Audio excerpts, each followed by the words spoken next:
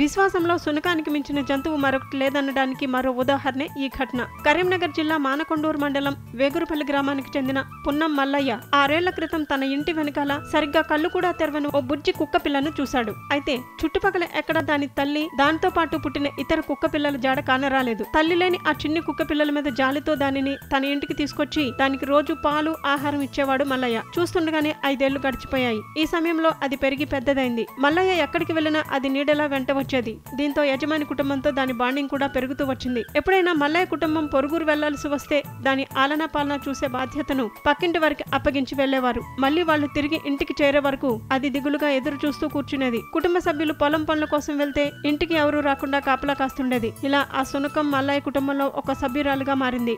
అయితే ఇటీవల కాలంలో ఎవరైనా కొత్త మనుషులు ఇంటికి వస్తే ఈ శునకం వారిపై దాడి చేసి గాయపరచడంతో ఇరుగు పొరుగు వారంతా ఇబ్బంది పడుతున్నారు. దీంతో వారంతా దానిని ఏదైనా దూర ప్రాంతంలో వదిలేసి రావాలని మల్లయ్య కుటుంబాన్ని కోరారు. దీంతో మనసుకు కష్టంగా ఉన్నా దానిని వదిలిపెట్టి రావాలని నిర్ణయించుకున్నారు. అయితే బైక్ పైన తీసుకువెళ్తే అది మళ్లీ తిరిగి వస్తుందనే ఉద్దేశంతో దానిని కారులో ఎక్కించి రోడ్డు కనిపించకుండా కిటికీ అద్దాలు మూసేసి మరి వారు ఊరికి 70 కిలోమీటర్ల దూరంలోని ఓ అటవీ ప్రాంతంలో కారు ఆపి దానిని కిందకి దించారు. తనతో పాటు యజమాని కూడా దిగుతాడని భావించిన ఆ శునకం తనను వదిలేసి వెళ్లిపోతున్న యజమాని వాహనం వెంట కొంత దూరం వేగంగా పరిగెత్తింది. కానీ కారు వేగాన్ని అందుకోలేకపోయింది. మరోవైపు పసిగుడ్డుగా ఉన్న నాటి నుంచి దానిని కన్నబిడ్డలా సాకిన తన నేస్తాన్ని అనాథలా వదిలేయాల్సి వచ్చినందుకు ఆ సమయంలో మల్లయ్య కన్నీటి పర్యంతమయ్యాడు. తిరిగి వచ్చాక కూడా 4-5 రోజుల పాటు అతని కుటుంబ సభ్యులు దిగులుగా ఉండిపోయారు. అయితే వారు తిరిగి వచ్చిన తర్వాత సరిగ్గా 5 రోజులకు ఊహించని రీతిలో ఈ శునకం మల్లయ్య ఇంటికి వచ్చేసింది. తన యజమాని చెంత చేరి ఆనందంతో గంతులు వేసింది. దాని విశ్వాసానికి మల్లయ్య